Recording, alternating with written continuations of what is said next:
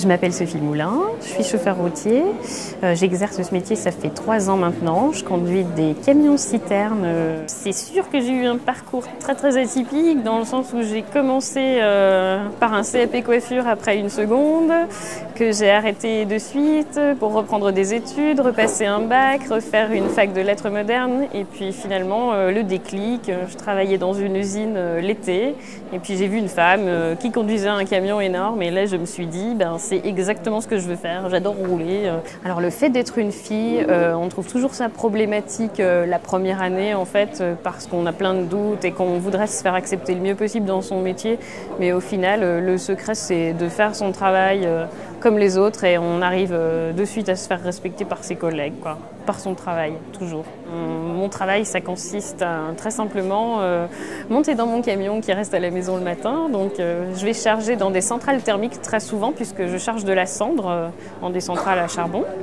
Et cette cendre, je l'amène dans des centrales à béton qui, elles, ensuite l'associent au ciment qui sert à construire des bâtiments, etc. Donc quand je vais charger, j'ai pas beaucoup de choses à faire hormis ouvrir mon couvercle et appuyer sur quelques boutons, faire quelques codes pour mon chargement et ensuite fermer un couvercle, rouler, toujours rouler, le plus intéressant. Et puis livrer, ça consiste, quand on livre du ciment ou de la cendre, on vide avec des tuyaux qu'on branche sur le silo où on vide et sur sa citerne et voilà. Après, il y a une petite vanne à ouvrir et il suffit pas ça sert à rien de faire 120 kg pour faire ça. Au niveau de la force physique, vraiment, ça c'est un cliché qu'il faut éradiquer dans le transport. On n'a plus besoin d'être un surhomme pour conduire un camion. La direction assistée est encore plus souple que sur une voiture. Le levier de vitesse se manie très bien, même si on a 16 rapports au lieu de 5 ou 6 dans des très bonnes voitures. Mais vraiment, c'est très facile à conduire. Alors, les qualités à avoir dans ce métier, principalement, c'est toujours l'anticipation et vraiment un grand calme, une grande maîtrise de soi, puisqu'on conduit quand même un engin qui, chargé, pèse 40 tonnes 500, c'est quand même pas négligeable.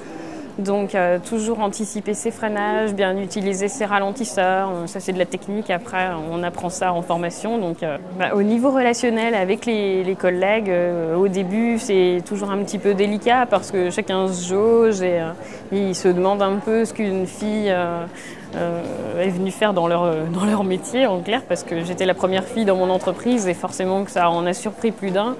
Mais au final, il n'y a pas de mystère, on se fait respecter par son travail.